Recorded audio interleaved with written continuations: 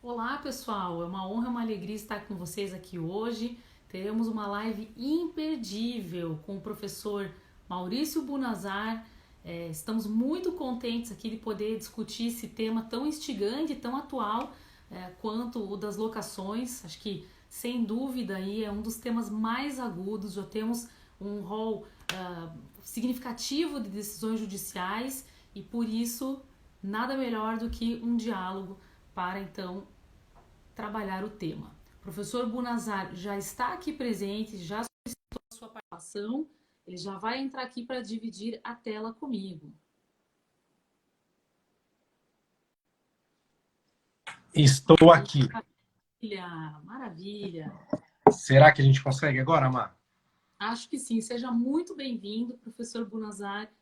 Obrigado. Renova os meus agradecimentos, né, ao nosso presidente Tartucci, nosso presidente Angélica Pires, que indo. Quero também fazer uma saudação bastante calorosa a todos que estão aqui participando da nossa live. E eu vou tomar de empréstimo aqui para te cumprimentar, Maurício, o que foi dito aqui Marília, pelo só seu... um detalhe. Só um detalhe. Eu acho que é melhor travar os comentários, Mar. Vamos lá. Vamos desativar aqui os comentários. Mas eu dizia então que vou me utilizar aqui de uma fala do seu aluno Matheus aqui. Quero cumprimentar a sua elegância, professor Bunazar. O Ah, Matheus colocou o melhor terno para essa live, então isso homenageia a minha presença, homenageia o IBD Conte e é uma alegria poder dialogar com você. a alegria é toda minha. É um prazer estar aqui. Eu acho que agora a página do IBD Conte está um pouquinho mais firme que a minha. Assim a gente pode prosseguir com essa ideia que a gente teve aí, saudando todos os nossos ouvintes, agradecendo não só a audiência, mas fundamentalmente a paciência com essa internet instável que nós temos aí, não é? Eu acho o seguinte, Marília, a gente conversava sobre essa loucura que estamos todos vivendo, não é? Mas o privatista é sempre chamado quando essas coisas acontecem, não é? Ainda que nós não tenhamos propriamente respostas prontas, as coisas acabam acontecendo e nós temos que dar alguma solução, por mais aproximada que seja, para os problemas cotidianos. Eu costumo dizer que o direito é um instrumento muito mais de. Costumo dizer não, eu costumo repetir as palavras do Russell Kirk, não é? Que o direito é muito mais um instrumento de aproximação do que de precisão. E o fato é que nós temos um momento sem igual na história do Brasil, não é? Sem igual na história do Brasil, em que nós somos chamados a resolver problemas radicais.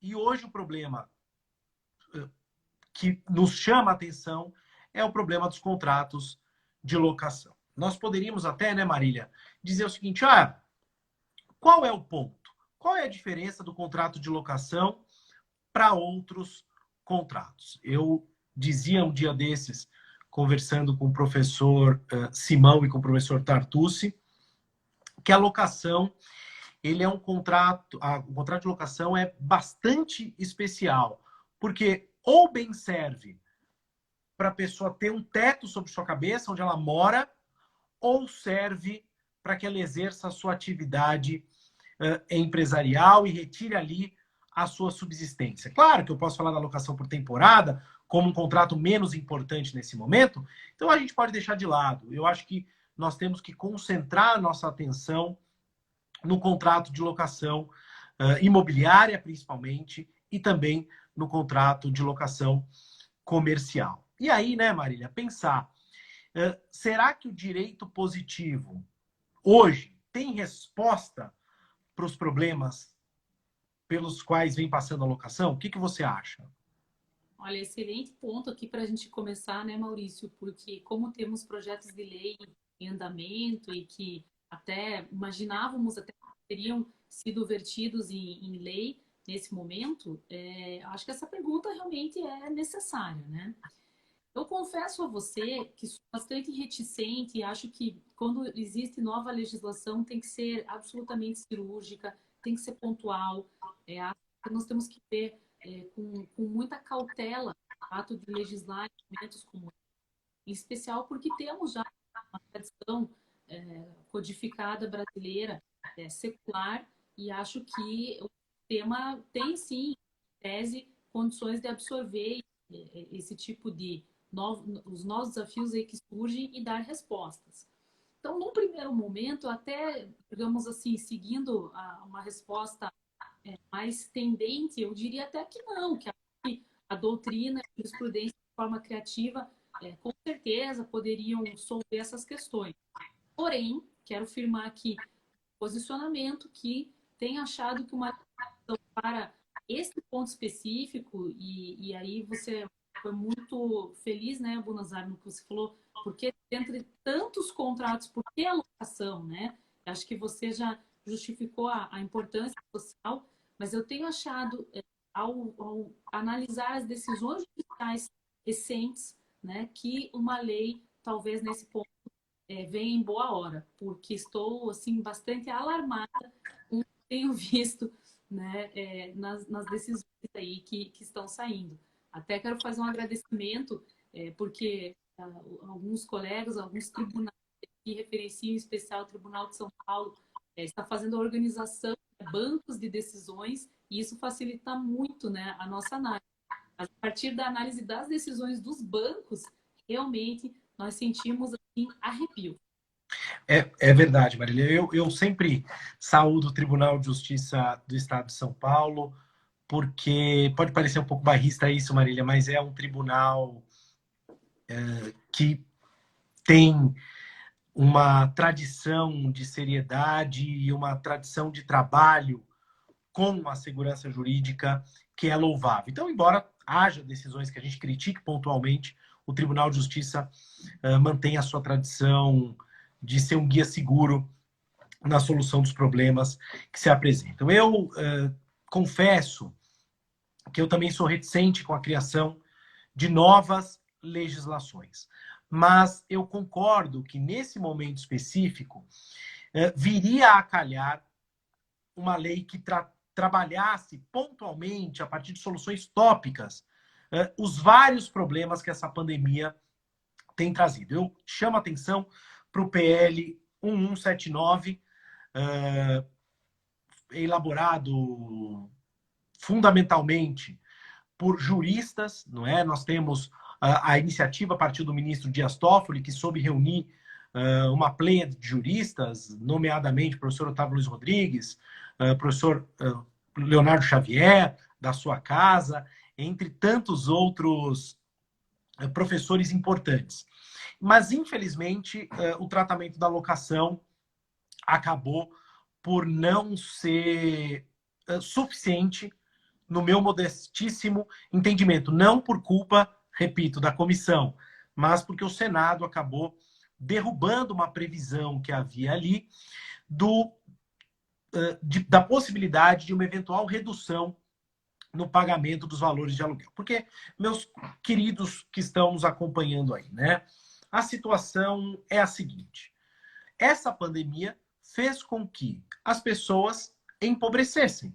A verdade é essa, não é? A verdade é que dessa pandemia nós sairemos todos mais pobres, não é? Alguns mais gordos, que é o meu caso também, não é? Mas a verdade é que a pandemia trouxe um rebaixamento nos ganhos de maneira generalizada. E aí o que acontece? Eu fico imaginando clientes meus, por exemplo, que têm que exercem atividades empresariais e tem ali o ponto onde organizam a sua empresa. Por exemplo, barbearias, lojas de automóvel e assim sucessivamente. E eles são, por decisão estatal, obrigados a manter as portas fechadas. Eles não ganham. Eles não ganham, devem pagar os seus funcionários, devem pagar os seus senhorios, os seus locadores. Como fazer isso? Não é? Nós beiramos uma situação de impossibilidade de manutenção, para usar uma expressão que o professor Simão tem usado, de manutenção daquelas bases. E a pergunta é, o nosso sistema tem respostas para isso? Até tem. Mas eu gostaria de fazer uma nota, Marília, eu não sei se você vai concordar comigo ou não. Quando nós falamos da lei de locações, né, a lei 8245 de 91, há lá a possibilidade de revisional de aluguel. Mas a revisional trata fundamentalmente da valorização ou desvalorização do aluguel naquele ponto específico e por situações muitíssimo peculiares. Eu entendo, não sei qual é a sua opinião, que o mecanismo da Lei 8245 de 91, o mecanismo da revisional de aluguel, é de todo inapropriado e insuficiente para resolver as questões que a pandemia trouxe. O que você acha? Também acredito, Maurício, que seja, lamentavelmente, né, insuficiente, e isso faz com que, nesse momento, a gente tenha uma figura que surge mais do que nunca como protagonista, que é a figura do advogado, né? Então, me parece que nunca foi tão necessário que o advogado cumprisse, né, aquela máxima do Carnelucci, que é conhecida por todos, que o advogado é sempre o primeiro juiz da causa, e que quando for, enfim, contactado, né, por conta dessas situações dramáticas, seja por parte do locador, seja por parte do locatário, tem essa sensibilidade de colocar como a primeira alternativa e realmente assim se dedicar com muita energia para que haja uma renegociação, porque nós também temos que entender aqui que esse momento ele exige uma flexibilidade das partes.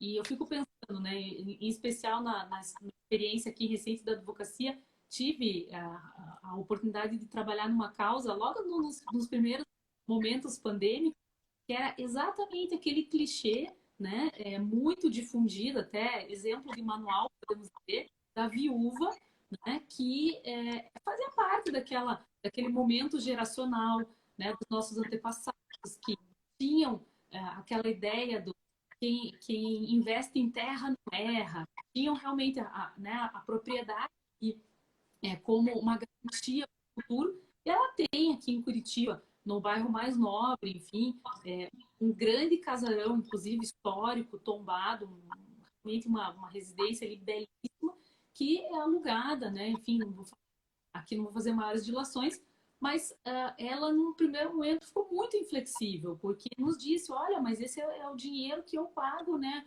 A cuidadora, não sei o quê, os medicamentos, a família, enfim, veio com muita agressividade. E aí nós fomos explicando, né? Puxa, mas então vamos fazer uma análise séria aqui e colocar no papel, né? A gente sabe que se esse imóvel também, se a gente esticar tanto a corda, não possibilizar alguma coisa, a corda vai romper.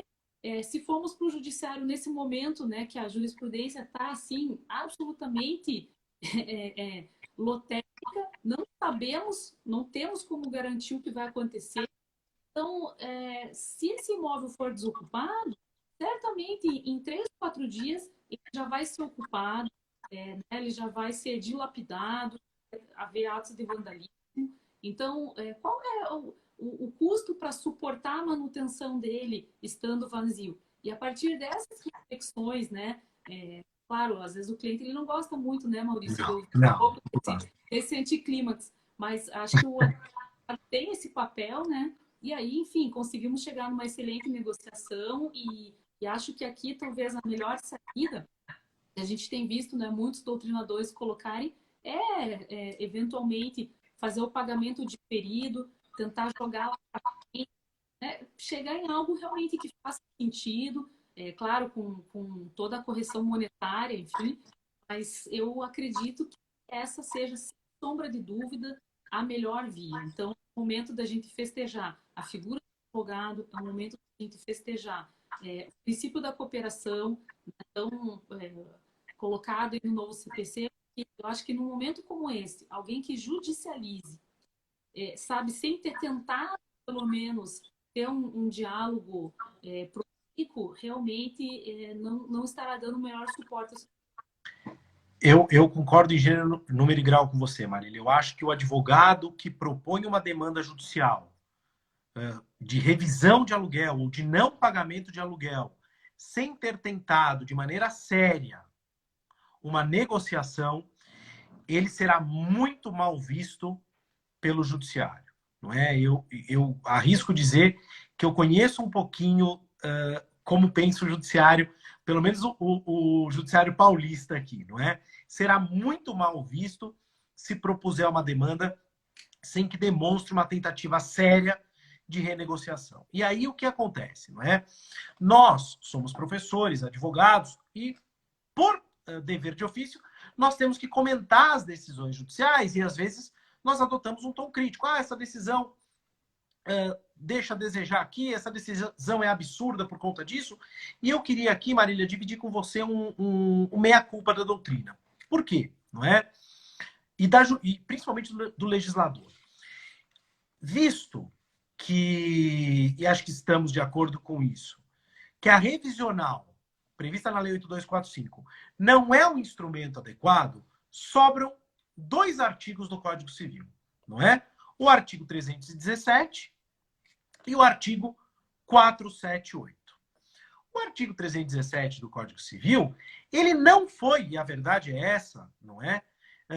Previsto para revisão de contratos, mas antes para a revisão do chamado nominalismo. Ou seja, o que eu quero dizer com isso, para não usar termos muito técnicos, não é? O artigo 317 serve para alterações no valor da moeda e não fundamentalmente alterações diretamente da relação contratual. Seja como for, a doutrina brasileira, de maneira majoritária, cito por todos o professor Anderson Schreiber, permitem a utilização do artigo 317. E também nós temos o artigo 478, que trata da resolução do contrato quando há uma onerosidade excessiva. E aí vão dizer, poxa, Bunazar, legal, podemos resolver o contrato. Vamos embora, eu abandono o imóvel e vou morar onde? Na rua? Vou exercer minha atividade empresarial onde? Não é? Debaixo da ponte? Não é a melhor saída. E para isso vem o artigo 479 e permite que haja uma oferta de modificação das condições daquele contrato para que tenhamos, então, um equilíbrio, ou voltemos a ter o equilíbrio perdido. Mas por que eu estou chamando a atenção disso aqui? Ambos os dispositivos utilizam, não há como escapar disso, linguagem vaga, não é? Cito por todos o 479. Oferta de modificação equitativa. O juiz poderá adequar equitativamente o contrato, a pedido da parte, claro, mas o que significa ajustar equitativamente? A equidade aqui vai em sentido aristotélico, não é? Adequar aquela situação às peculiaridades do caso concreto. E, portanto, o que nós teremos são decisões as mais variadas possíveis. Os juízes não pensam de maneira monolítica. E, portanto, o resultado da inexistência de uma lei específica é soluções judiciais as mais variadas possíveis, o que acaba por gerar muitíssima insegurança. Outro dia eu comentava, Marília, numa desses bate-papos pela internet, que há algumas poucas decisões, são poucas, que dizem o seguinte: não pode reduzir nada. É a vida, paga como, continua pagando como estava pagando. Há algumas decisões em sentido diametralmente oposto, também são minoritárias, que dizem não precisa pagar mais nada. Chega, não precisa pagar mais nada. Esquecendo que o locador vive dos aluguéis. E aí nós temos muitas decisões intermediárias que dizem, ó, paga 30%, paga 50%. Hoje foi publicada uma decisão com uma citação até muito interessante de um texto belíssimo do professor Simão, mandando pagar 50%. Não é? Mandando pagar 50%. O problema é, o cliente pergunta pra gente, né, Marília? Doutor, eu vou conseguir pagar menos? Quanto que eu vou pagar menos? Eu vou ter que pagar isso lá na frente? Com relação a pagar lá na frente, eu acho que vai ter que pagar lá na frente, sim, porque afinal de contas, o combinado era aquele valor original. Perfeito. Como que eu vou pagar lá na frente? Nós não temos critérios, não é? Eu acho que é nesse ponto que seria importante uma legislação. O que você acha, Marília? Estou totalmente de acordo, Maurício. É exatamente isso, né? A gente vê que dentro dessa oscilação pendular das decisões, a gente afere que tem as totalmente insensíveis, né? Também que, né, quase que ignoram o momento que a gente está passando, enfim, que também acho que não é a questão mais adequada, porque o conflito ali existe, né? O fato social ali é evidente. E por outro lado, a gente tem decisões que então são salomônicas, que têm feito assim esse arbitramento de 50-50. Talvez até não cito até explicitamente essa decisão que você acabou de referenciar, não fiz a leitura, mas quero dizer aqui a todos que fiz a leitura de algumas decisões que estipularam essa diminuição em 50% e que da fala do magistrado ficou muito perceptível, né? A intenção positiva de tentar, digamos, contemplar as duas partes, né? Talvez assim uma decisão salomônica, enfim.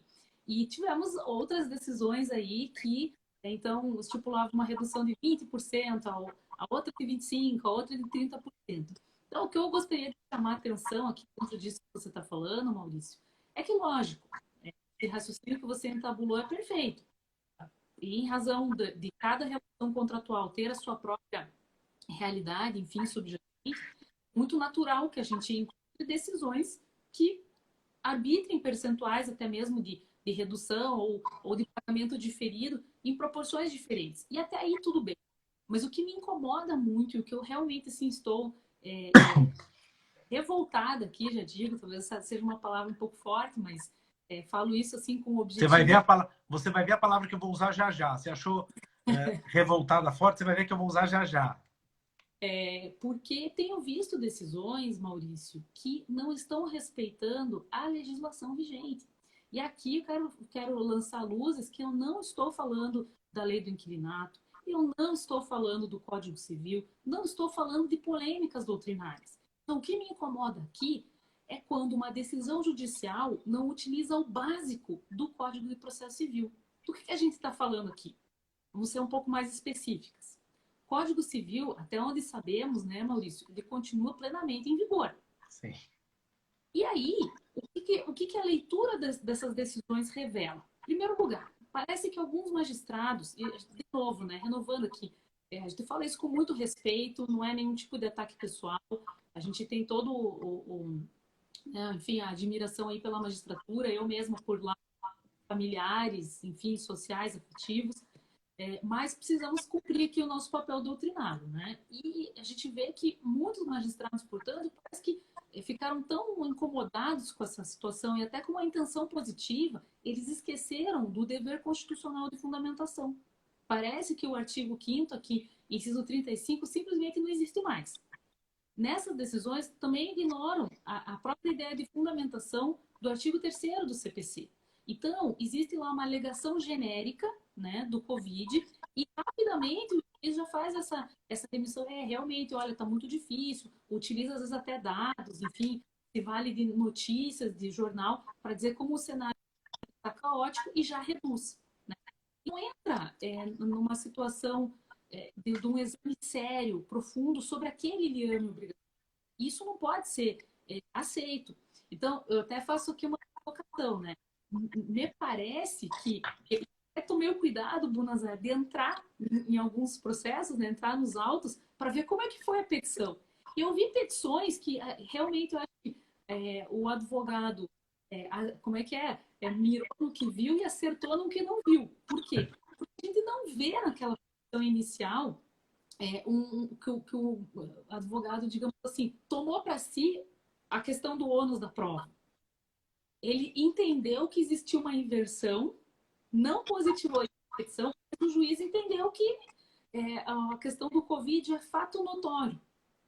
Fato notório, como a gente sabe, independe de prova. Até aí eu concordo. Mas a questão aqui que é sutil, que a magistratura precisa sensível é que não é fato notório, ou seja, depende sim de prova, o alcance, os desdobramentos do prejuízo suportado naquela situação.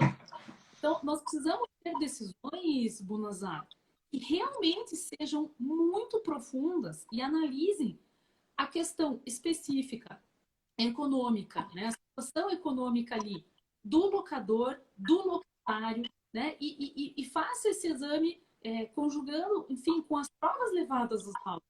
Mas nós estamos vendo assim petições com todo respeito, absolutamente oportunistas, Sim. que não juntam provas e que de repente conseguem, e a gente fica preocupada porque isso até pode chamar até um certo colapso do judiciário quando vai se espalhando, né, para os outros comerciantes, enfim, tudo. Ah, olha, meu advogado entrou lá, putz, deu certo, então, ó, entrem também. O que você acha disso, Bunazar? Eu vou fazer o papel. Do like ainda. Eu vou fazer o papel aqui de advogado dos juízes agora. Eu vou fazer esse papel muito rapidamente. Sabe o que acontece, Marília? Eu acho que você vai concordar comigo. Nós temos colegas que não estão muito preocupados com o cliente, né? Vamos falar a verdade? Eles querem distribuir petições e seja o que Deus quiser, não é? Ele recebe, distribui aquelas petições e torce para que a coisa colhe. Os juízes, eu costumo dizer isso, né? Eles são seres no mundo, eles estão sofrendo a pandemia. Eles têm irmãos que são comerciantes, eles têm irmãos que são locadores, irmãos que são locatários, esposas que são inquilinas, esposas e eles vivem no mundo. Então, o que acontece? Essas decisões que nós temos não são sentenças ainda, né? Tá muito cedo para sair sentença. O que nós temos são fundamentalmente decisões liminares, são liminares. E eu confesso que às vezes eu me ponho na posição do juiz. O sujeito fala assim, olha, doutor, eu me ponho agora, vou fingir que sou juiz aqui, não é? Ó, doutor Bunazar, meu cliente paga 10 mil reais de aluguel, os rendimentos dele caíram substancialmente, eu preciso de uma redução aqui.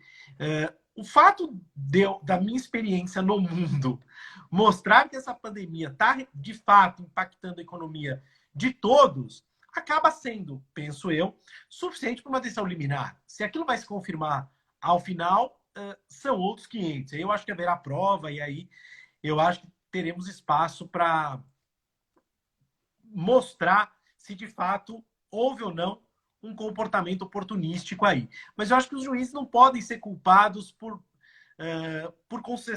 concessões de liminares nesse momento. Claro que fundamentar sempre, isso é fundamental.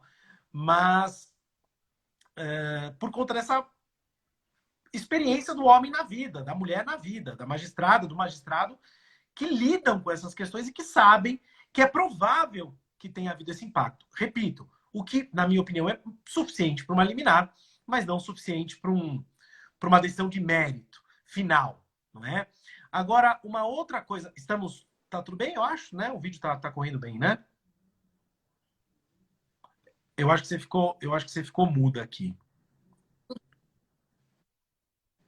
Tá me ouvindo? Eu acho que voltou. Perfeito. Estou ouvindo, uhum.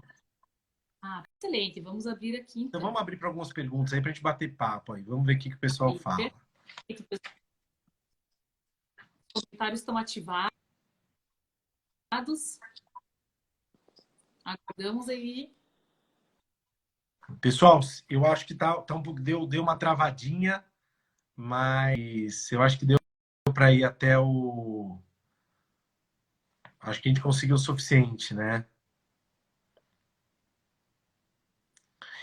Marília, está aí? Você me ouve, Marília?